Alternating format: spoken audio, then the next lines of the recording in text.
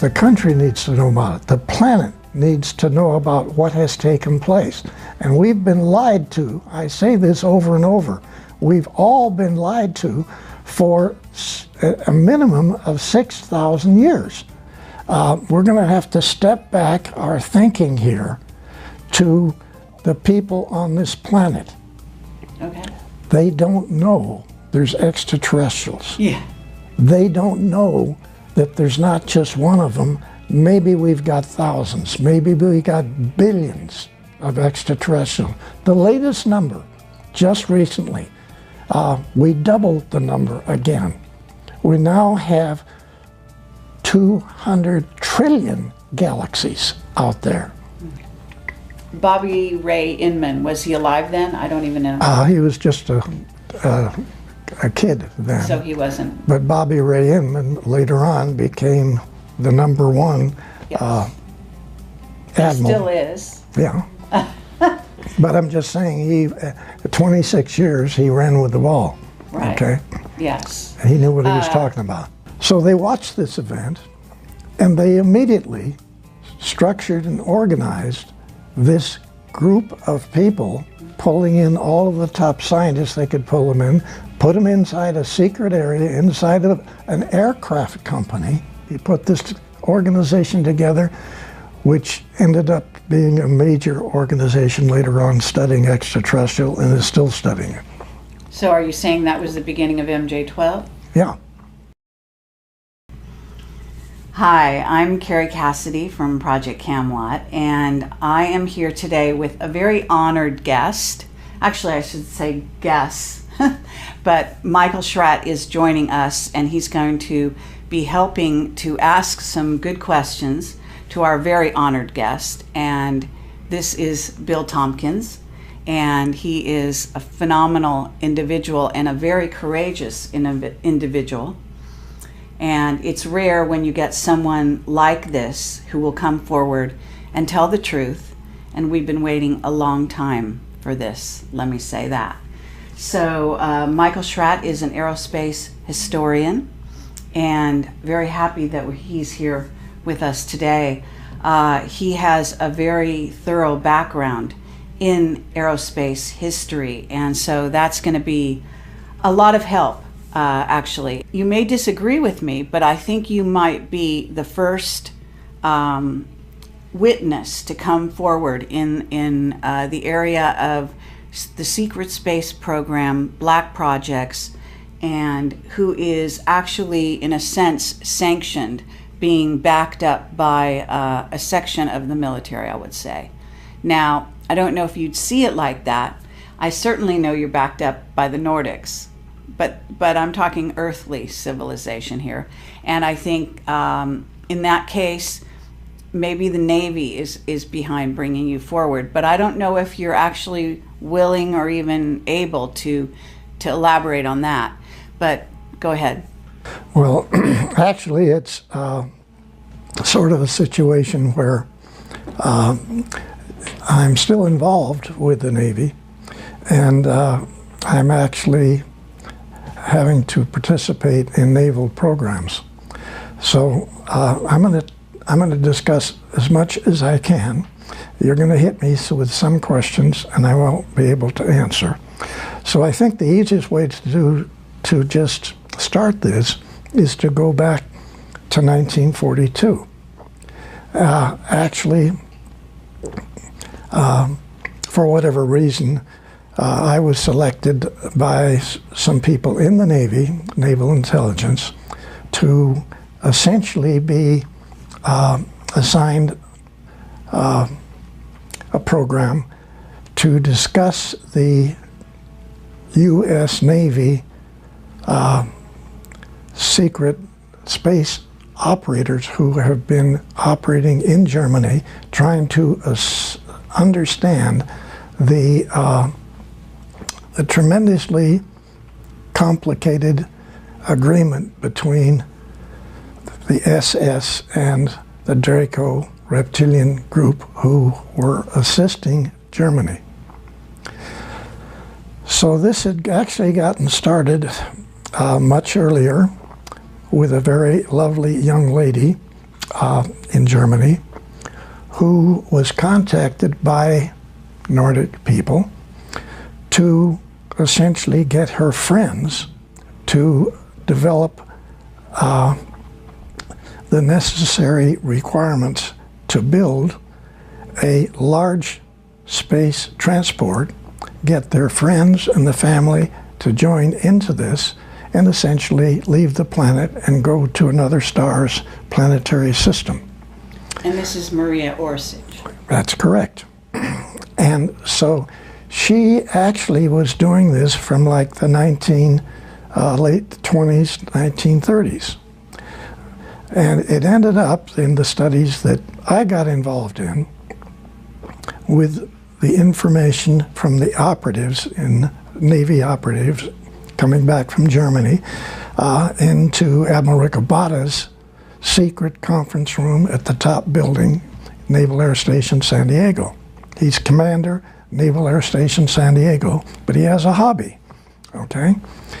And this hobby is roughly 28, 29 naval operatives who in 1942 and possibly early in 41 were continually going back to Germany and studying all over the different research organizations what it was that the agreement had actually been made with Hitler, the SS, and the Draco reptilian people.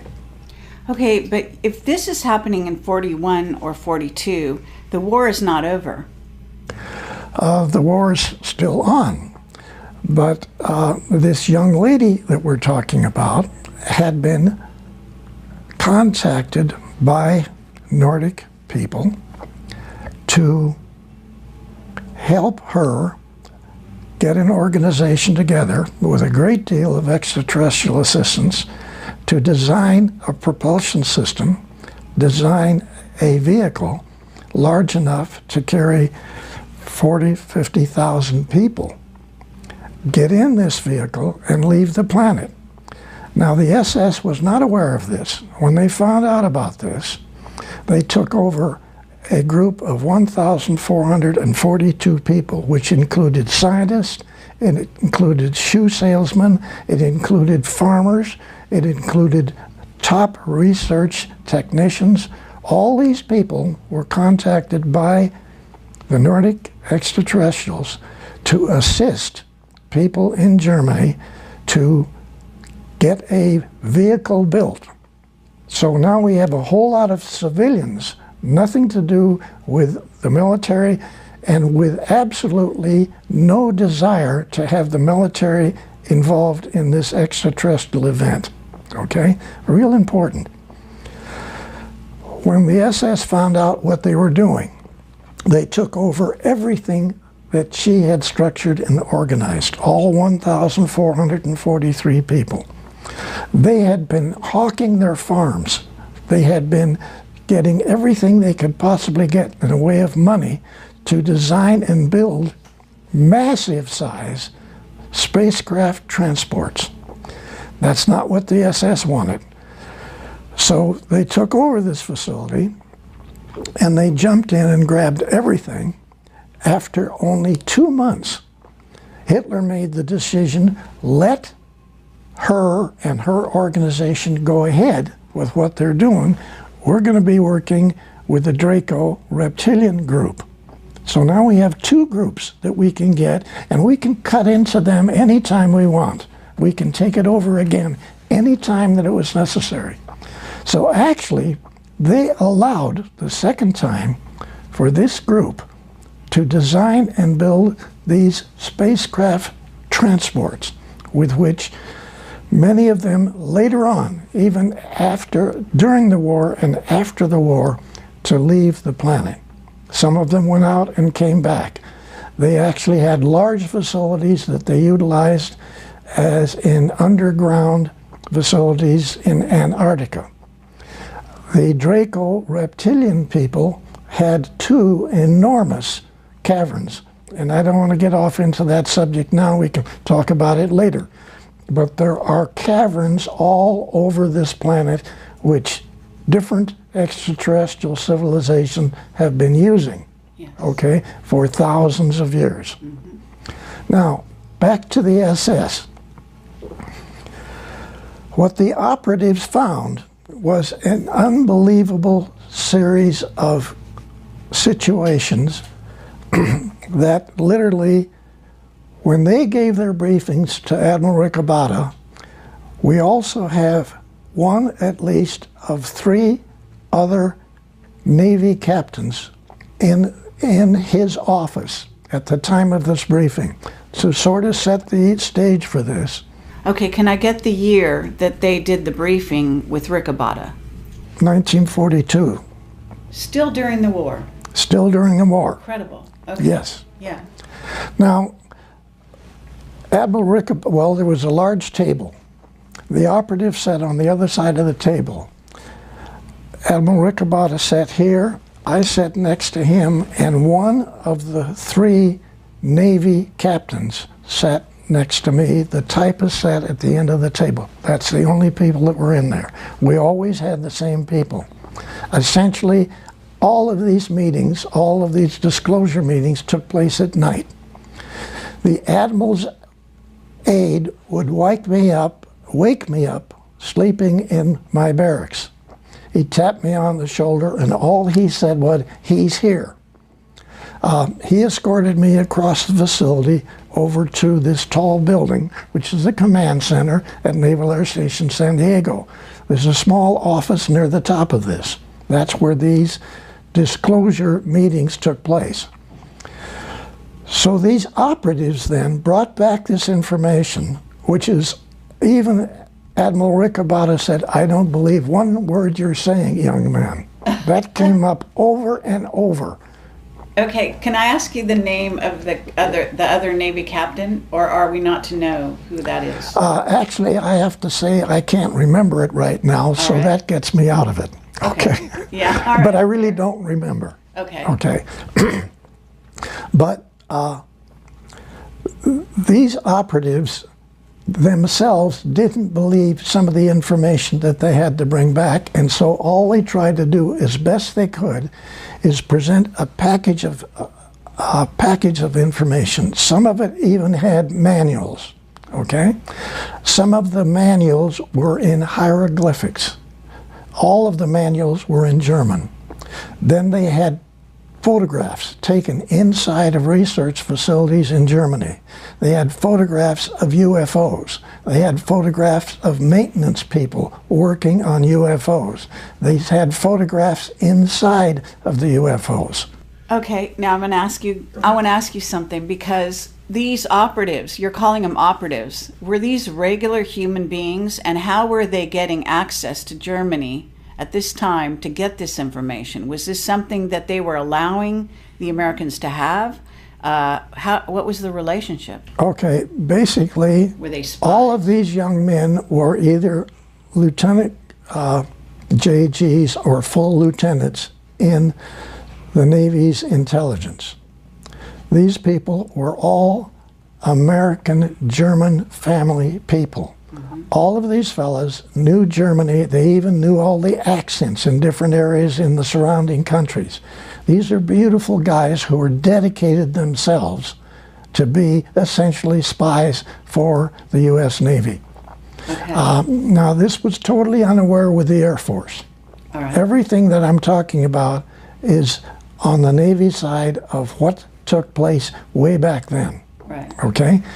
So these operatives would bring back photographs of the different vehicles. They would bring back data, sometimes documents, all in German, and or some of it in what was then considered to be the closest thing was to be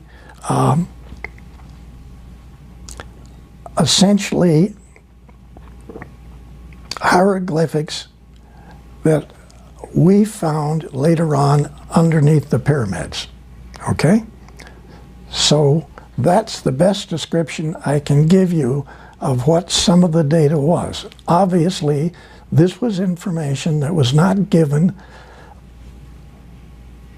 to Germany by extraterrestrials using English language, where otherwise many meetings that took place later on with extraterrestrials, they could give you the information in 10 or 20 different languages. But that's not what we got, okay? So they would actually attempt to tell this panel everything that they were able to find and what was most important. And we then would take that information, and I had 11 or 12 young ladies who could take this information, which the first girl typed, run copies of, and then put together different, what they called packages, which essentially were proposals, okay? These proposals then were then to be disseminated around the United States in secret facilities. Now, I want to make one point very clear here.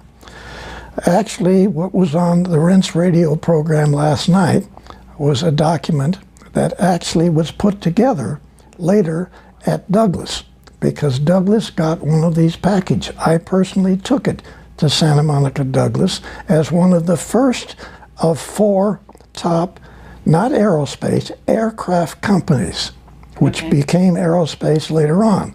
Remember, everything that we're talking about here, I don't know how to make this clear.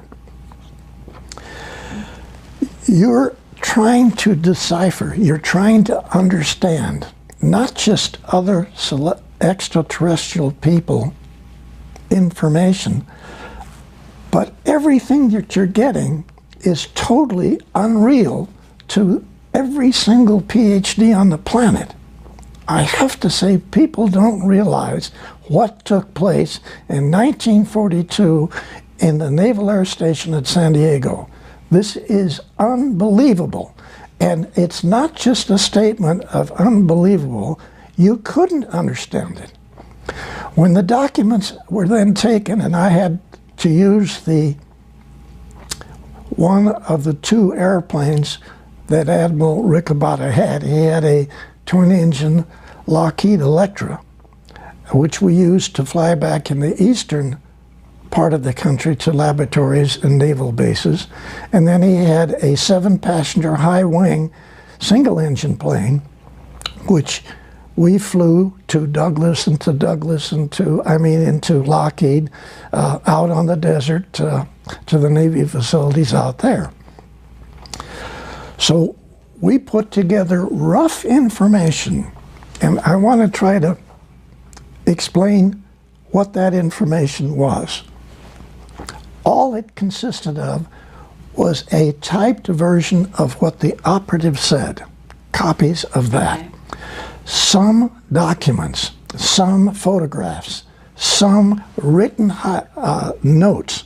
Like there might be as many as 30 pages of written notes that the operative would give to the admiral. Okay, now I'm going to stop you there and ask you, Riccobotta and yourself, can we get a little background on why you 2 guys were so instrumental in this process? Now, I know something about you from reading your book, and I want to highly recommend his book. It's fascinating. But I do want to share with the audience here, you know, Riccobotta, you told me on the phone, I think you said he was Australian and he wasn't trained in America. Is that right?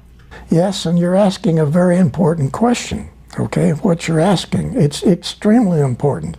We're going to have to step back our thinking here to the people on this planet. Okay. They don't know there's extraterrestrials. Yeah. They don't know that there's not just one of them. Maybe we've got thousands. Maybe we got billions of extraterrestrials. The latest number, just recently, we doubled the number again. We now have 200 trillion galaxies out there. Mm-hmm. And to say that we're the only intelligent people in this universe is naive. But the people on this planet were tremendously naive. They had no idea what these naval operatives brought back to what essentially was my delivering of these packages to the 4 top airplane companies, because there wasn't aerospace. Now, back to your specific question. Who was Admiral Ricabata? He was born in Australia. He came to the United States, went to school, joined the Navy as a third-class seaman. He worked his way up. Now, what's extremely important about this is that my mission statement working for Admiral Ricabata was as disseminator of advanced aircraft research. Okay? That was my mission statement working for Admiral Ricabata was a copy of 80% of his statement, who was written by the Secretary of the Navy Forrestal. Okay? The Nordics contacted Forrestal. I'm saying this, you don't believe it, this is what happened. They contacted Forrestal and had Forrestal selected to initiate this whole thing in the U.S. Navy. Then Forrestal selects an Australian man, 2-star Admiral Ricabata, to be the one person to disseminate this data that our Navy intelligence found out what was going on in Germany. And this is staggering because at that time, people don't realize that there's more than one admiral in the Navy. At that time, there was 43 because there's so many areas that need support. Secretary of the Navy Forrestal selected a man who never went to Annapolis. Listen to what I'm saying. Every PhD on this planet, whether they're for science or for medicine, have been given incorrect information for thousands of years about the history of this, not just this galaxy, the universe. They have been given information which was controlled by Draco, Reptilian, and other extraterrestrials not to know what was really going on. So every book in every university on this planet had misinformation about every field, every technical field you can come up with. Okay? Yes. So when the operatives had to carry this out, they were not asked to study these packages. They were directed to study these packages. These weren't requests for proposal. This was a demand factor that this information that got typed up and the information in these packages to all of these research universities, to all of the top Navy laboratories, the facilities out at China Lake, the underground facilities at China Lake, Caltech. Actually, I didn't take the first package to Caltech in Pasadena. I took their first package to the underground facilities out on the desert called China Lake. and it's just north of the Air Force facilities off of Highway 395 out in the desert in California. Right. And I'm saying people don't understand or realize or gasp. They don't get what has happened. And I'm not trying to build a story here. All I'm trying to say is, hey people, hey you guys, everybody that's listening to this program, okay? You people have been told for a minimum of 6,000 years total incorrect information. From medical, from science, from history, from astronomy, from mathematics, you name it. Everything you've told. Yes. It's not. I really appreciate you. Yes. This is a lie. I hear you. It's great. Can I ask you one thing about these operatives who went into Germany to get this information? Did they? We know there were spies from your description. But so they were undercover, so to speak. Yes. And they must have seen the craft with their own eyes as well. Yes. Correct? Yes, absolutely. Okay. So in some cases they were working on the craft even. They actually got on board, got inside. All right. They took photographs inside, stuck them in some place, and managed to be part of the package that was delivered to Admiral Ricabada. Incredible. Now, what do you think? First of all, you're telling me Forrester had contact, and his contact was with the Nordics. They chose him. But was Ricabada in contact? Or you said he sat there and just shook his head and said, I don't believe you. So he was not a person who had had any contact himself. You're referring to Admiral Ricabada? Yes. To me, he was selected, period, by the Secretary of the Navy over all of the standard admirals who had been educated in Annapolis. Because he had an open mind. He had a mind that would not have been controlled by the misinformation that every university on the planet has given. Was that your personal take on him when you met him? No, not when I met him. Later on, this was obvious, okay? But then, who's Billy Tompkins?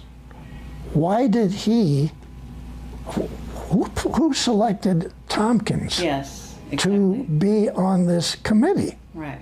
Because I get pulled out of high school in the first year, halfway through the first year, the Navy pulls me out and puts me through boot camp. And then my orders say, report to Commander so-and-so, Naval Air Station San Diego.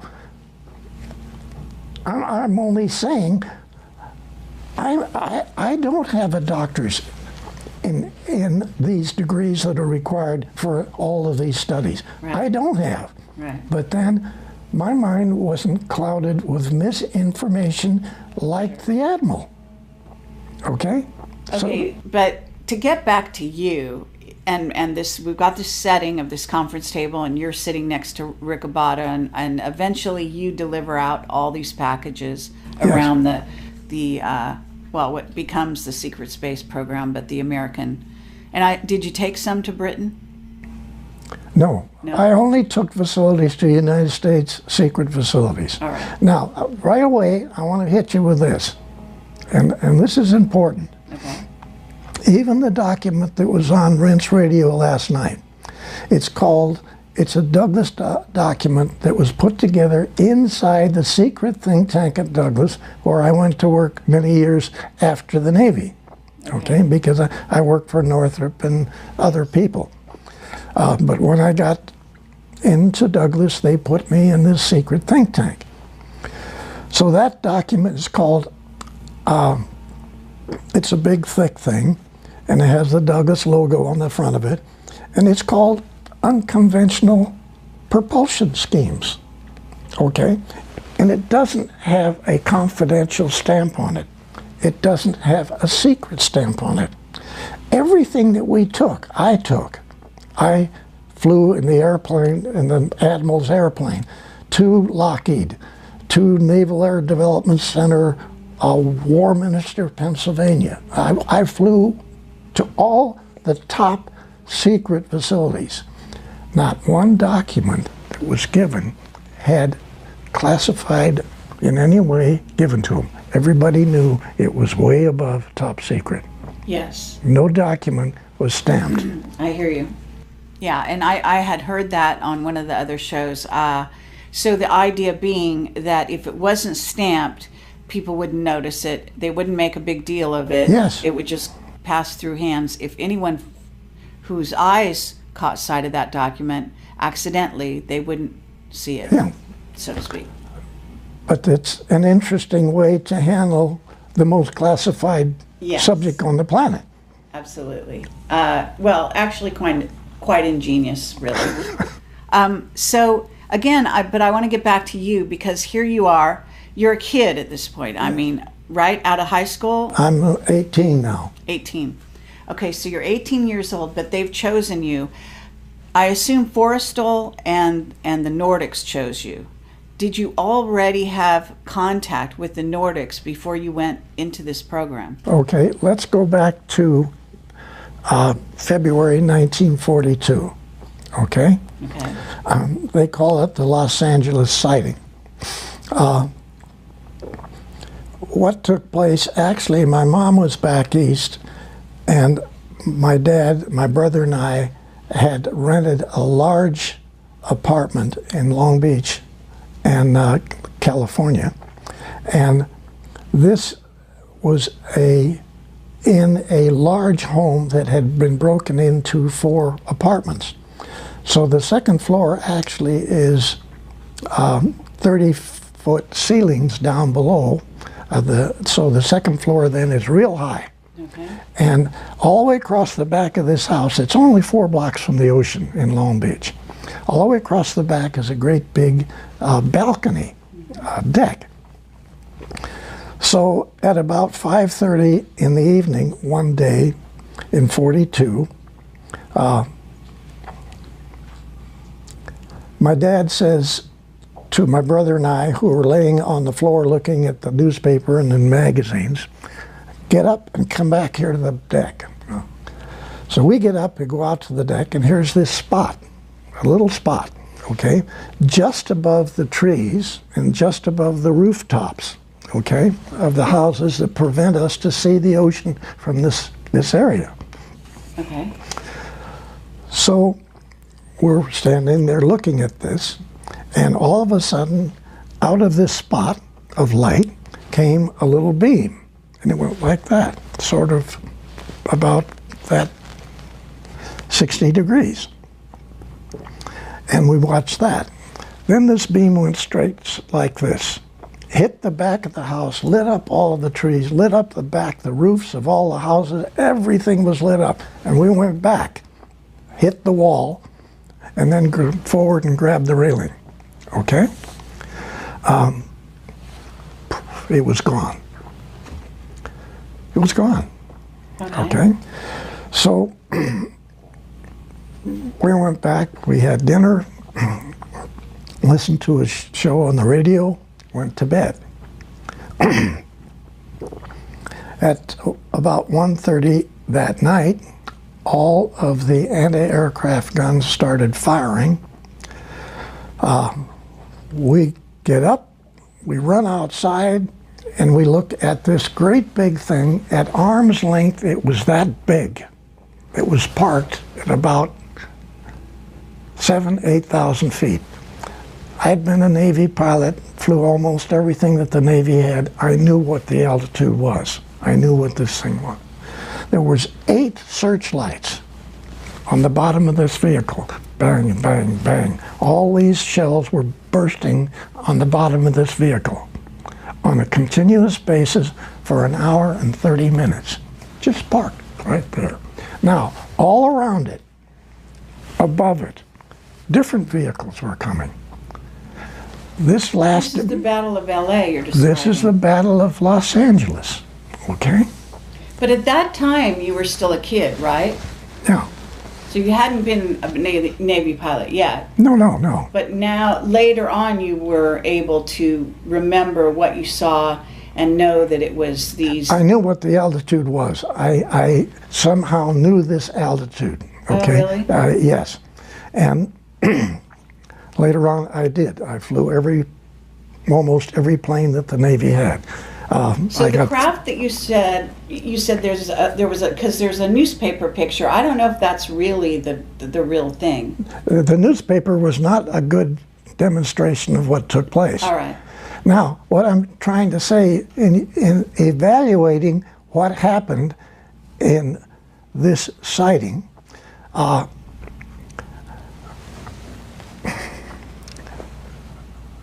you have to visualize dozens and dozens and dozens of different shaped vehicles. This great big one parked right above you, right over Long Beach, okay? Everybody is outside looking at this and watching it. There's vehicles going on both sides of it, there's vehicles above it, and several times, actually the vehicle went underneath and the anti-aircraft gun lights, the searchlights, shined on them and followed them. So this goes on till about 2:30. We get bored. We all go back to bed. Okay? We get bored. Well, no, hold on. Just wait a minute. Hold on. Okay? We get bored. Yeah. Now, while this is happening, and it goes on until 5 o'clock in the morning, many of the other people outside, okay, outside watching this from the street, yeah, stayed up all night long. Yeah. Okay, but better than a movie. Okay, no, wait a minute. Just listen now, on the other side of your planet, at this same time, the Germans were bombing London. Oh, wow. Oh my gosh. Holy cats, this is February 1942. Right. Okay. Now, we got bored and went to sleep. Now, I want to make a very important point about the Los Angeles event, the sighting. Okay. Nobody got scared. Nobody got nervous. Nobody ran in the house and jumped with the covers over their head, okay? Everybody watched this thing. Nobody got sick. Nobody got real sick, died. There weren't anything of that. The only people that were killed in this were from our own shrapnel. Now, people watched this same sighting, we found out later, from Santa Barbara. People watched it from San Diego. Sure. This is a massive group of vehicles. Now, listen to this analysis. You got to tell me. There's only two ways this could accomplish what was going on. One, the extraterrestrials vehicle come in over the ocean, okay? Hundreds of them. They go all over Los Angeles. They go to they go to the telescope on Mount Wilson. They make a turn. They either go north or they go south. They fly out to sea, they turn around out over the ocean, and they come back to make you think there's a whole lot more vehicles there than actually there is. They either had to do that, or we watched thousands of vehicles come in over western United States from 1:30 to almost 5 o'clock. Mm-hmm. And they shot at them and weren't able to hit them or destroy them in any The way? shells burst on the bottom of them. They're not bursting on the bottom. There's an electromagnetic shield, but the shell hits and it blows up, but it doesn't do any damage. Now, yes, we did shoot down 2 small ones, which were not occupied. One of those went in the ocean only a half a mile off the Rainbow Pier in Long Beach. Your Navy picked that up. So your Navy had an extraterrestrial vehicle in February of 1942. Okay, so that's before the operatives came back with the information. Because you said in 1942 they had... Okay. This took place just before I was contacted, pulled out of high school, thrown over to Naval Air Station, North Island. Okay? Mm-hmm. What this says is that a whole lot of people who were involved in this sighting immediately knew there were extraterrestrials. Now, I want to take this a little further. People who watched this sighting, and this is not, there's documents that prove it, but they haven't been released.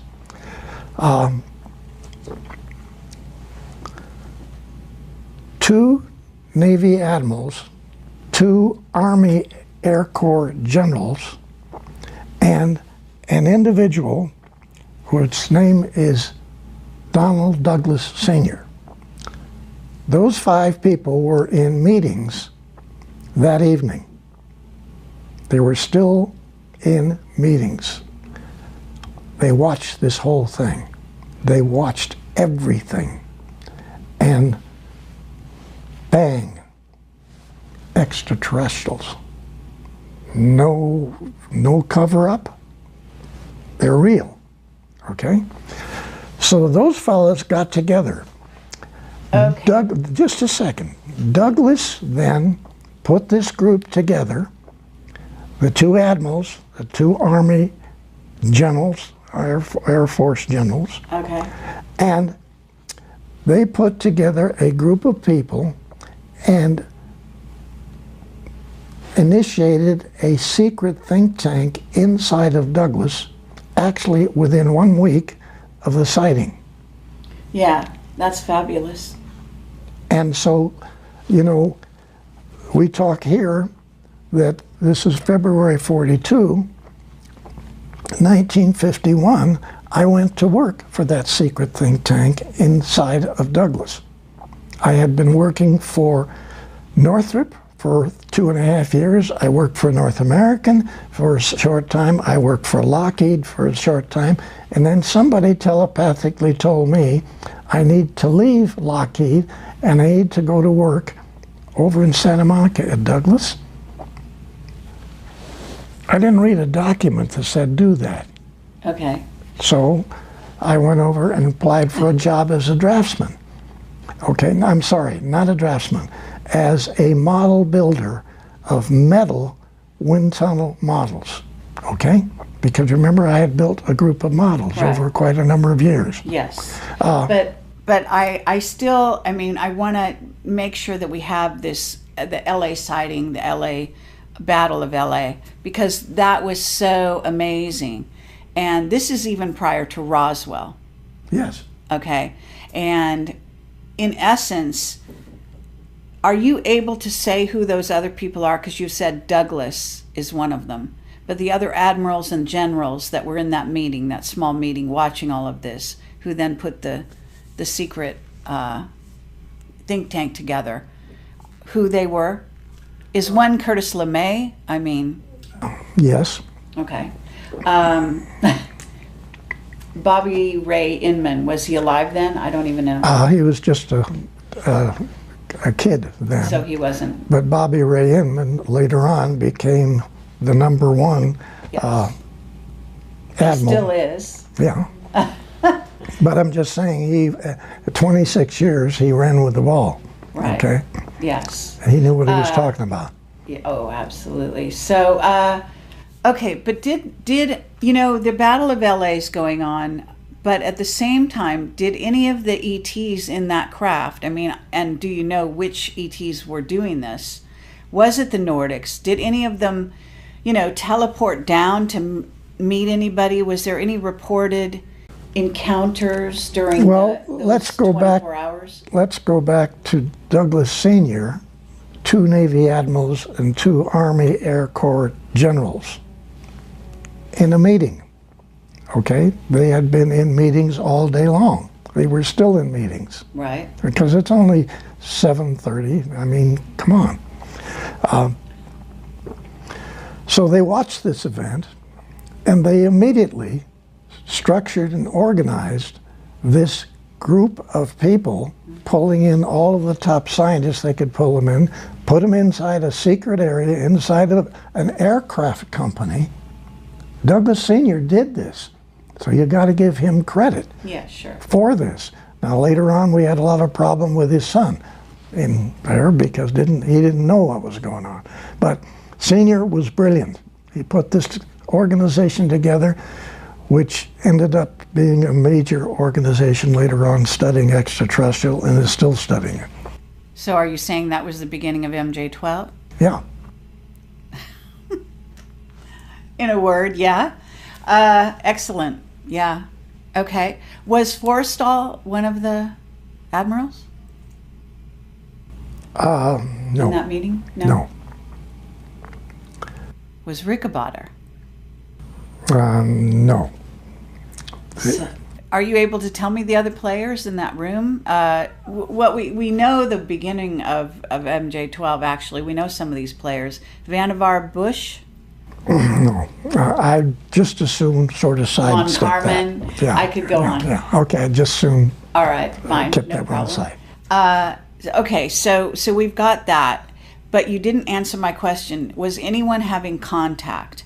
Any high-level people contacted even before the event happened, in fact? Okay. My understanding on this was that nobody came down, nobody talked to the people that were in these vehicles, but probably thousands of people telepathically got information, okay? Okay. So the bells were rung in hundreds and hundreds and hundreds of people. And you were one of them? I just happened to be one of them, I think. I can't prove it, but somehow... Well, I mean, this is a good time to ask you. I mean, are there other guys like you? Because you seem to be one of a kind. Yeah, no, there's a lot of other people. There's a lot of guys like you in this secret space program who were somehow contacted and have had special guidance and knowledge on how to build and what to do. Yeah? Yes. Others. Yes. And have you met them? Really, I've only met three other individuals of what are probably hundreds. Okay. Really? And they're all quiet to this day. Yes. Now, I think one of the thrusts that you probably have, and that many people now are hoping that the disclosure information will get these people to come out and talk about their involvement. Sure. Okay? Right. That's what collectively we're all trying to do. Mm-hmm. Because there's many areas that I don't know about and that I was not involved in, which are extremely important. And those people working in this subject know this. And they're not just aerospace engineers. These are top physicists in universities, okay? Okay. And they're top designers in aerospace companies. And they've had the information put in their head too. But for whatever reason, almost everybody that knows the information has been in some way put in the position that either their family has been threatened, they have been threatened, and they don't want to talk. Okay, well then before we go on, why are you able to come forward? Okay. Who gave you the green light? Okay. I can't answer that. All I can say is that the easiest way for me to say what I'm saying is my association with 3 Nordic people in Douglas on the Apollo program. Okay? I worked with these guys, 2 young ladies and 2 really good-looking Nordic guy. All right. And so working with the 3 of them for 3.5 years on the Apollo program who all three denied that they were Nordics. But everybody that was anybody in engineering knew they were. Okay? I never said they were. They never said they were. But if you can just try to visualize, I had 170 top engineers on the Apollo program working for me. Okay? I was engineering section chief at Douglas. I had, I guess, worked my way up.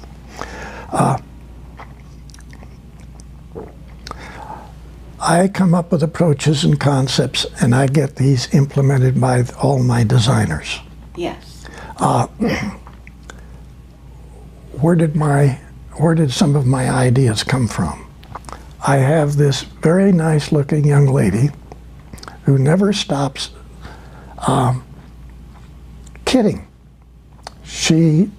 It's fun to go to work. Mm-hmm. She never stops kidding. She's always sticking it in and turning it. And not just that, but she's always stuffing things in my head. Mm-hmm. So, like when I presented this complete redesign of the Apollo program to Dr. Von Braun and Dr. Debus at Redstone Arsenal, one of the most classified facilities on the planet.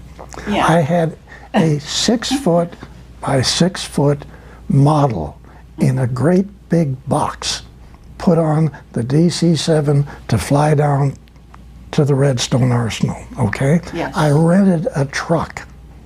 There weren't inside or closed trucks available.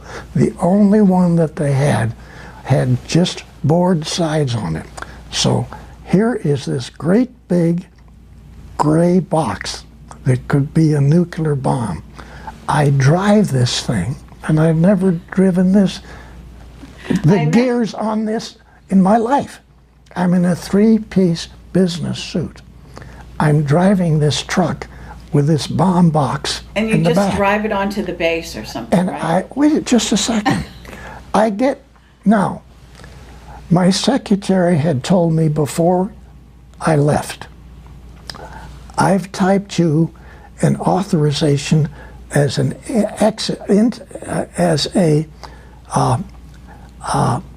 allowance to go on board the base, okay? You're never going to use it, okay? I said, you're gonna get on base and you're not going to have anybody bother you, okay? So yes, I'm driving this truck a long straight road to get to the gates of the base.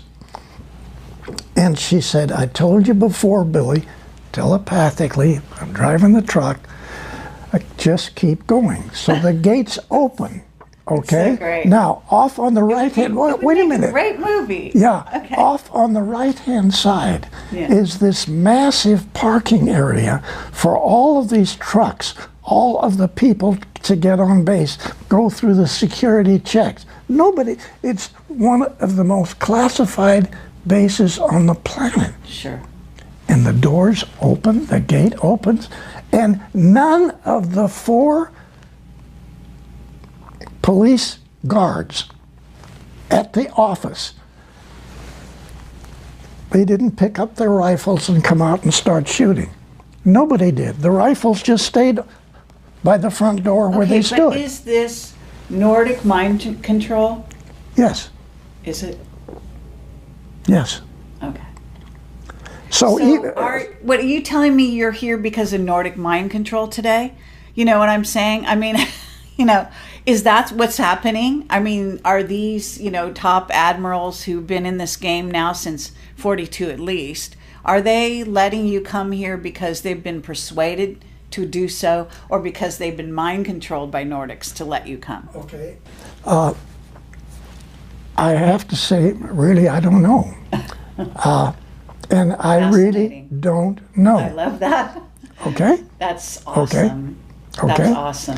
I would say that that's probably how you got, actually, I didn't just mean here disclosing, but actually here talking to me, because I'm usually the most dangerous woman out there. I mean, to tell you the truth, that's my reputation. So somebody letting you talk to me. I mean, I know the Nordics are cool with me. So now I know why you're here, because... You just answered it. All right. Okay? Yeah. Now, while we're still not believing the gates to open, I drive this truck through a massive base that's covered with trees. You can't see the sky, okay? You can't see where this tall building is that Von Braun's tower is. Right. I finally get to this. I drive right up. There's 3 levels of steps going up if you come as a guest. That you can go into the back and drive in the back and get in there. So tell me why, you tell me why 4 security guards come down the steps carrying a big rectangular dolly with 4 wheels. Okay? Yeah. I haven't said anything to them. They come over to the truck, right. I'm out of the truck. They take the boards off the side, lay them down on the concrete. They pick up this model and they put it on this dolly. Why was that dolly available? Sure. I'm asking. Nordic mind control again. Okay. So they carry this big box with the model in it, the command center for launch of Apollo, which nobody in NASA knows even exists. Because remember, that's my concept of what you've watched on TV every time you watch an Apollo mission. That great big facility. Well, we got a lot of questions about that. But just a second. Our contract on the S-4B stage of the Apollo, the command stage section, okay? Right. Requires us to utilize a open hangar with doors on both ends of it to check out our facility, our stage, and then assemble it on top of a outside assembly area, okay? This is insane because we've got the most advanced circuits that have ever been designed for the entire computerized operation of Apollo. Because remember, Germany was all mechanical. They did not use computers. Even back in those days. Back in those days. Now, this facility then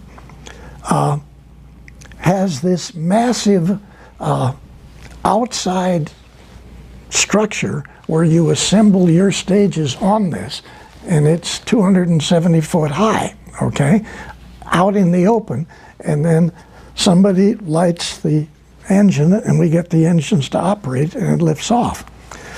The checkout of everything is outside. The checkout of the facilities and every part of the whole program is out in an environment with the doors open in a hangar.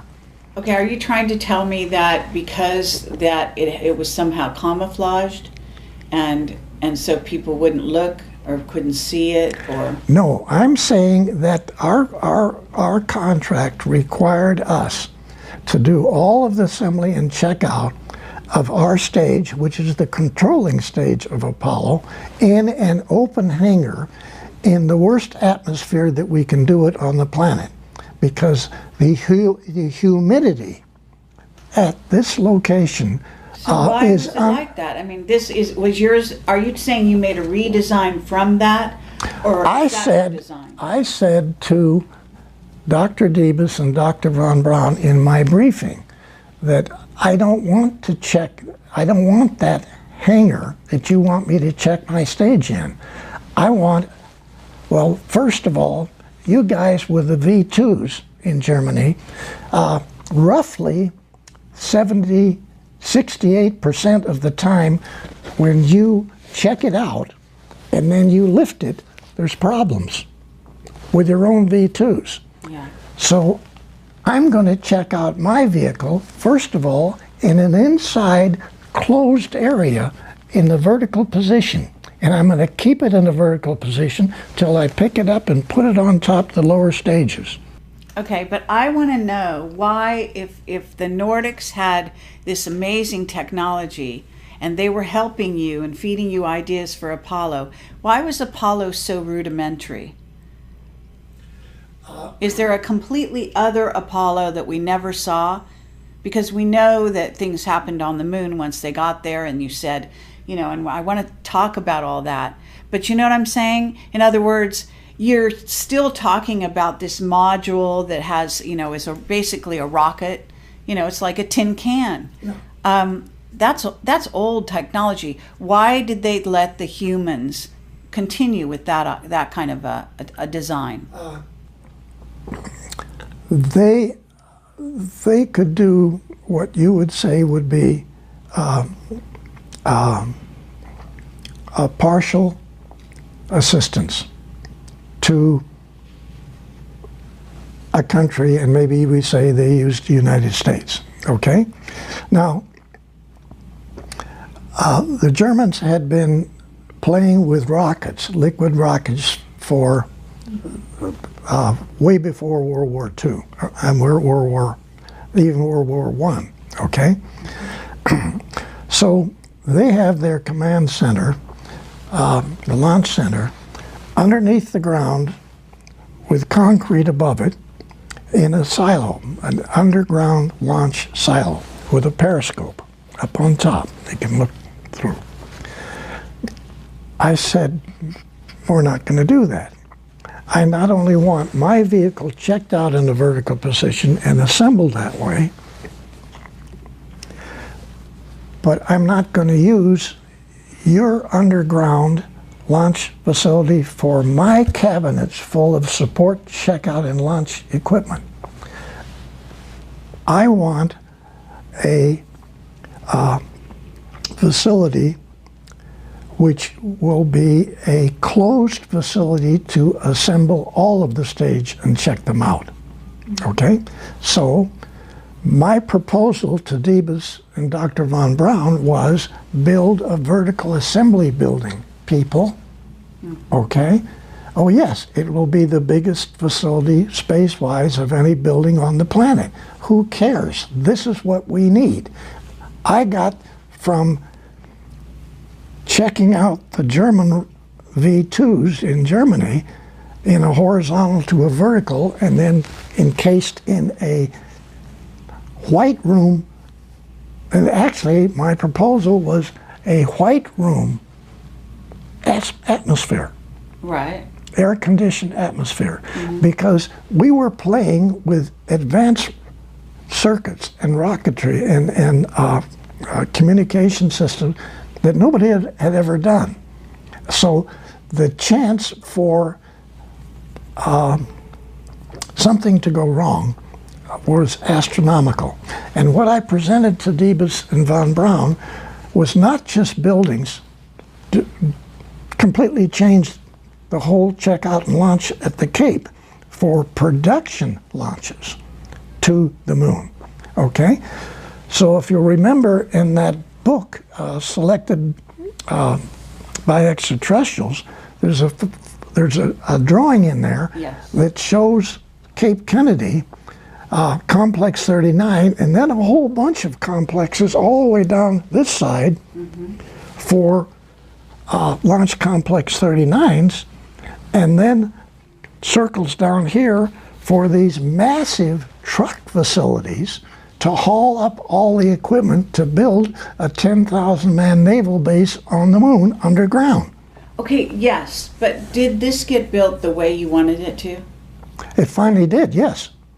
Really? The facility got built exactly the way the four major changes to the Apollo program came out of 170 guys in a engineering area called Launch Complex 39, which we designed at Douglas. Okay?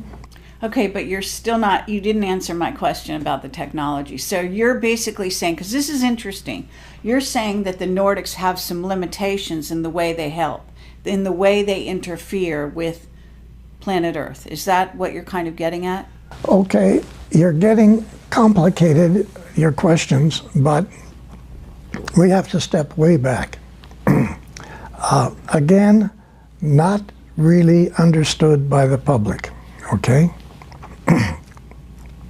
Yes, there are Federation facilities out in the galaxy where other extraterrestrials get together, and there's many different missions for many different types of programs.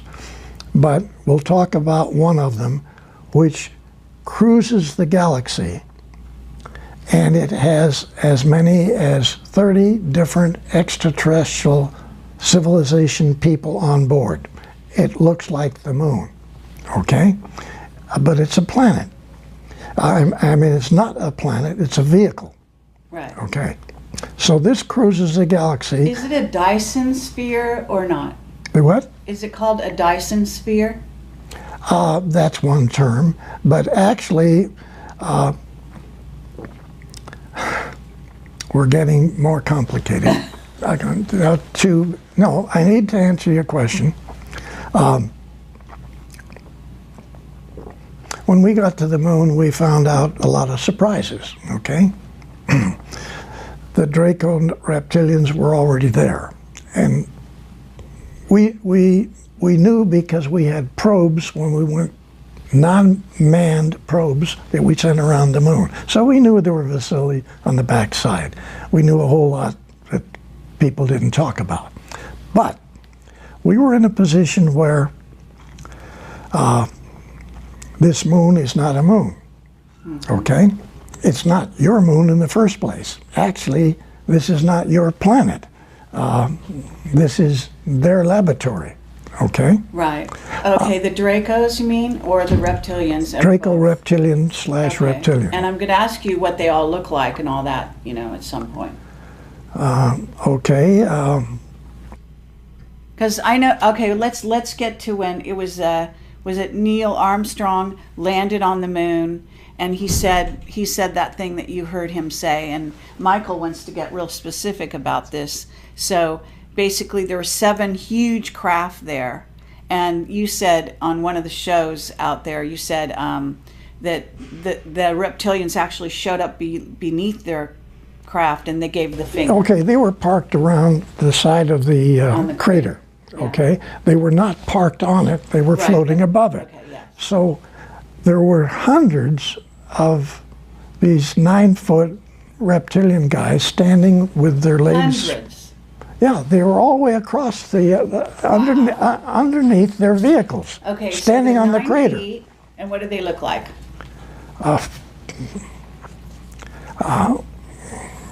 They're ugly looking, lizard, alligator type people. They Wow. got the same skin as the lizards got, Right. okay? And terrible looking faces. But then they have the ability to shift and look like a human. All of them do, okay? Okay, do you think Von Braun was a reptilian? No, You really don't? no. Okay. Your president, yes. Oh, which one? George Bush Sr.? Yes. Yeah. Sure. And Bill Clinton and this guy you got just got Obama? rid of. Yeah. Yeah, They all were, right. okay? So, and they all have this ability to make themselves look like real good-looking people. And you're saying Trump isn't one? No, he's not, okay? Well, that's a relief. And, and he knows more about this subject than people realize. Oh, okay? excellent. But trying to get back to your earlier question,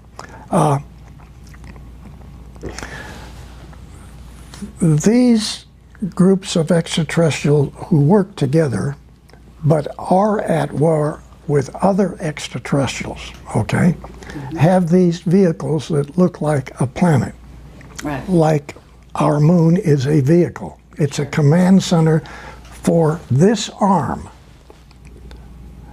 Easiest way to look at this is to put your arm out like this, and you be the center of the galaxy.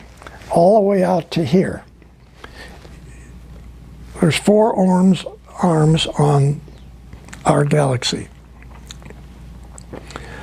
One of those arms has a place here which is called planet Earth. You're not downtown where all the action is in the galaxy. You're out here. You're in the area which galaxies, as they rotate, throw off. Okay? So you're sitting here on the tip, near the tip of the Milky Way galaxy, you Earth. Okay? And what you need to do is visualize you are not Earth people. Okay? You are extraterrestrials, nice guys out there. Mm-hmm. So you know that this little planet is going to get thrown off, maybe not take a couple of weeks yet, but eventually it's going to get thrown off. So that's why this is happening.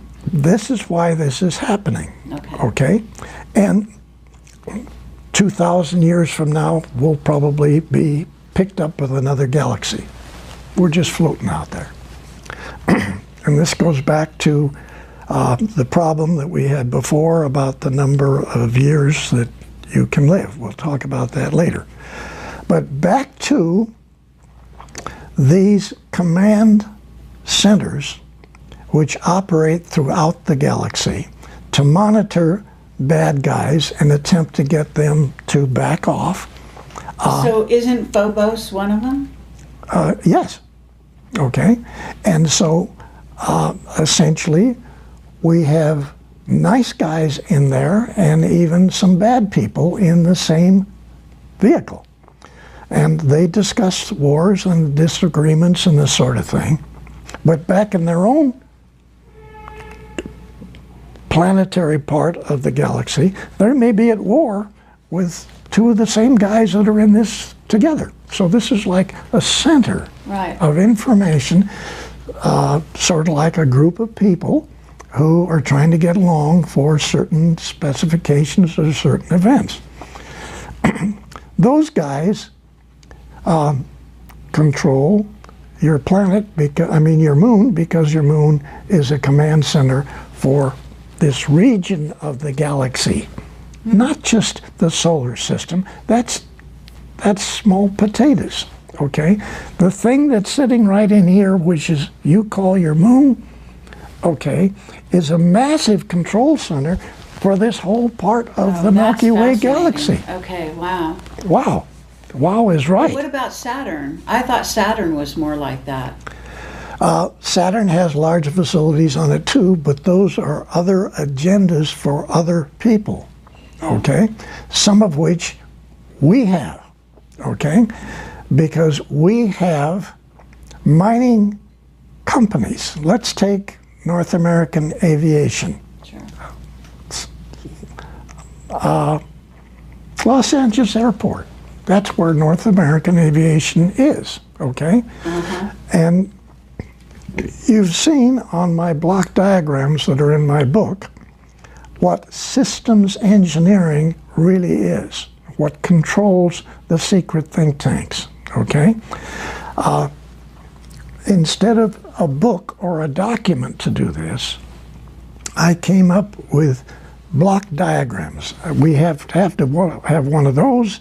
We're going to need one of these, and we're going to need this for just the start of the program. As we get into this, we're going to change the phases of it into 4 different phases: concept phase, definition phase, acquisition phase, and operational phase. So now that's a 10-foot long piece of paper that's a foot high, and it has every single block diagrams that are required to initiate that space program.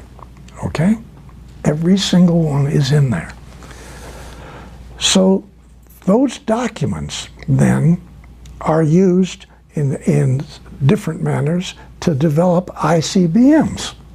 So I came up with a concept for really space concept. The military then used those for development of ICBMs and other weapon systems. The initiation of that is to understand our position on our association with extraterrestrials. That's what the block diagram is for. All these events that have to take place to interface with extraterrestrials. What do you mean? Okay, that's very complex, what you just said. It is very complicated. So you're talking about yourself having a diagram, having been the person who creates a diagram, that the entire sort of maybe all the militaries are going to follow, that's going to diagram out our relationships with these with the rest of the ET we've races? used what turned out later to be a standard requirement, this block diagram thing, for every weapon system that any of the military has, whether it's Air Force, Navy, Marines, doesn't make any difference. Your company designing whatever, go back to the Pentagon and you propose a weapon system. You're going to have to be, if you get that proposal, you're going to have to be controlled by this 375 document, which I came up with for the Apollo program, and I submitted that to Von Braun, and that was one of the 4 programs of changing the entire NASA program. Okay, so the first use of this was for ICBMs. I took that system and defined the entire Apollo program and the missions, because they had several missions.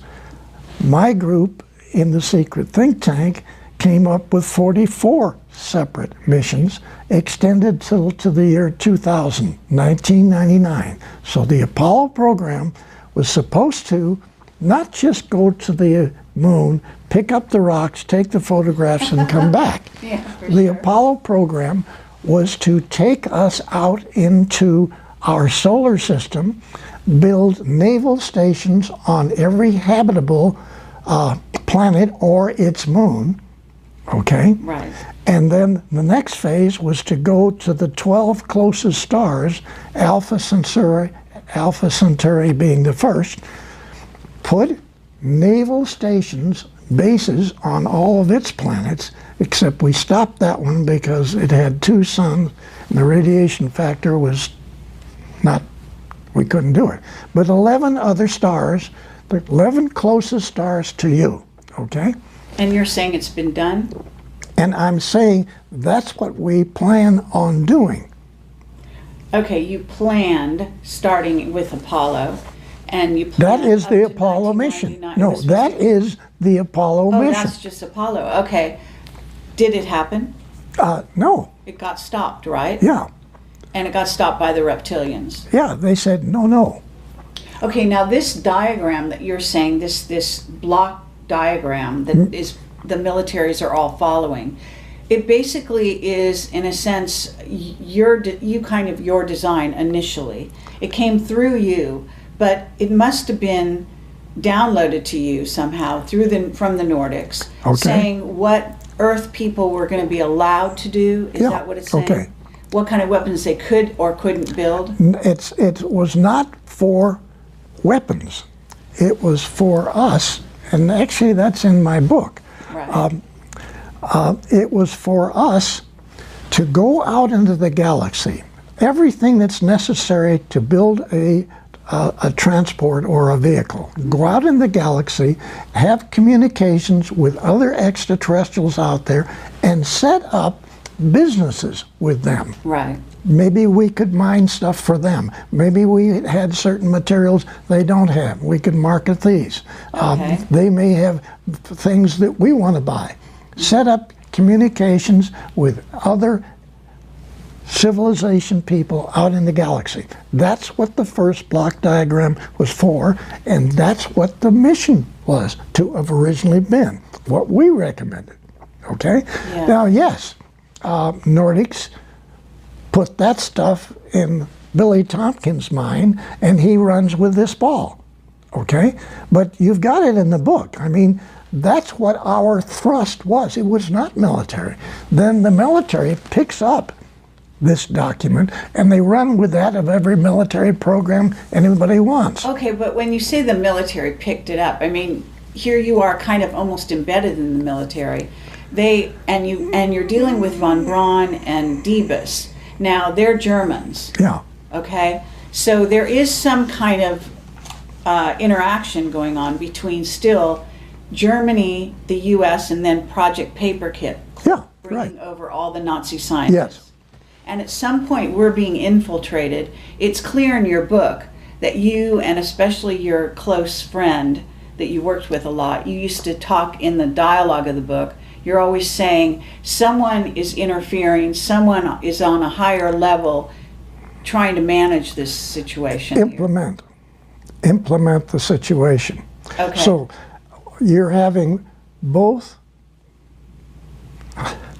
white hat guys out there, okay, and we got black hat guys out there, and they're both influencing us. And they still are. They have their agendas. And they still are, yes? Yes. Yeah. As we're talking, they're still doing this. Yes. Okay? It hasn't stopped. Okay, before we continue, and I want to take a short break, I'd let you drink some water. I don't want to leave this subject where Michael can ask his question, that he has, make sure that he got his question answered about, again, back to Neil Armstrong on the moon and the 7 huge craft and all the reptilians standing there. You wanted to ask a question. Yeah. So I just wanted to back up for just a quick second. When Bill talks about classified documents not being stamped, that's absolutely correct, because that is the procedure that Kelly Johnson followed at the Skunk Works in Burbank. When they were doing the F-80, the U-2 spy plane, the A-12, and the SR-71, none of those documents were stamped top secret. That was per Kelly Johnson, so you're absolutely correct about that. Crazy, but yes, you're right. Yeah. So, Bill, are we to believe then that you are the genesis of the vehicle assembly building at the Kennedy Space Center? You're the genesis for that idea? Yeah, but that actually is for the NOVA program. Okay. Okay, NOVA vehicles. In the book, I think there's 7 of them in the one picture. You see 7 different types of NOVAs. You see the Apollo vehicle, it's over in the corner, it's a little tiny thing. Then you see these great big things that are 10 times the size of Apollos. Okay, those are all trucks. They're trucks to haul up boring machines for the moon, to bore into the moon, to find areas where we can do our construction of a 10,000-man naval operation and research base on the moon. That's what our Apollo program first phase is. Not just go to the moon and pick up the rocks. We were going to the moon to a program that actually operated, this is 1963, it was operational till 1999. Okay, the moon, the Apollo moon program. Okay, so all these. It got stopped, and then it continued. I mean, it went black, I guess, is what happened. Yeah. But do you want some water? Yeah. Does anyone else want to take a short break?